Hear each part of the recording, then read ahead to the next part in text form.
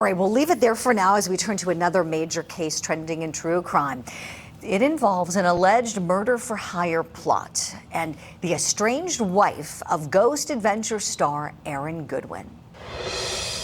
Whoa, stop! I just heard a girl giggle, bro. Did you hear that? I swear to God. So again. Hang on, let me just see if there's any steps. That's all cement. Dude, I heard a kid. So his wife, Victoria Goodwin, appeared in court on Tuesday. She was arrested earlier this month on charges of conspiracy to commit murder. That's her. Investigators believe that she plotted to kill her husband Aaron last October with help from Grant Amato. Remember that defendant? Yeah, he's locked up in Florida for killing his family. Now, Victoria's day in court was brief. She waived her right to have a preliminary hearing. Take a look. Your Honor, this was set for preliminary hearing. Originally, she had invoked her right to preliminary hearing within 15 days. She's going to waive that right today. This was called off at our request, and we're just asking for a status check in 2 weeks. All right. That's correct, sir. Yes, sir. Ms. Goodwin, did you hear those representations put on the record by your attorney? Yes. And you're agreeing to continue this for 2 weeks for possible negotiations? All right, so the 2-week date will be? April 8th at 8:30. Thanks so much. Thank you. Aaron Goodwin broke his silence via Instagram a few days ago, writing this caption underneath, a smiley face emoji, thanking supporters through this trying time. He's since filed for divorce from Victoria, and prosecutors and Victoria's lawyers apparently are negotiating. They're talking about potentially resolving this by way of a plea agreement. That would be good for everybody. They're back in court on April the 8th. Okay, so let's talk about, do we think this is going to plead out, or might this case go to trial? And why is she talking to Grant Amato? That's what I want to know.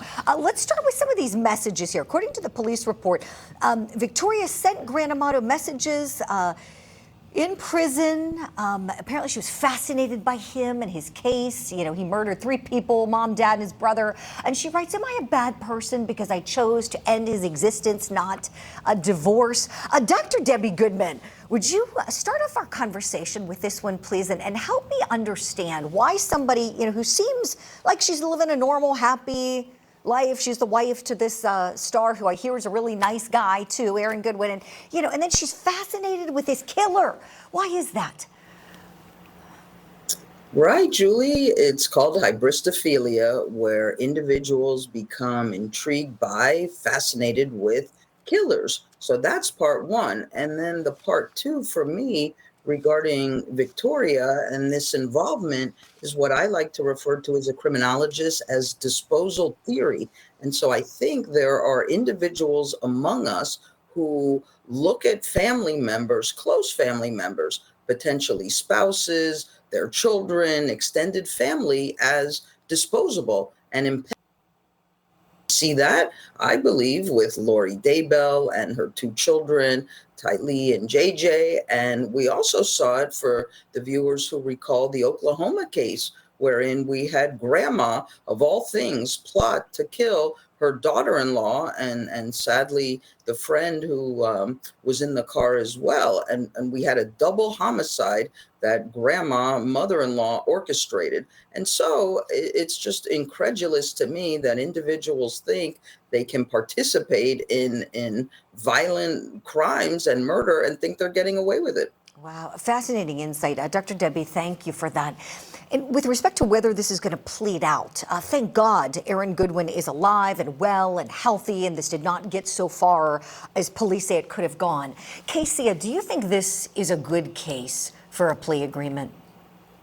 This is definitely a good case for a plea agreement, especially looking at the evidence. I can never understand for the life of me, why do people plot or memorialize a crime via text message or email?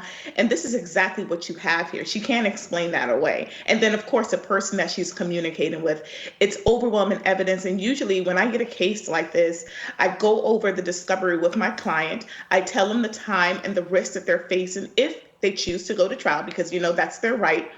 or I show them the mitigation path about how they can resolve this via plea and know a time certain that they will possibly get out of prison, as opposed to leaving their freedom up to the hands of a judge who sat through a trial and heard all of the evidence against the person. So I do believe this case is going to resolve, and she needs to take her medicine because she put herself in this predicament.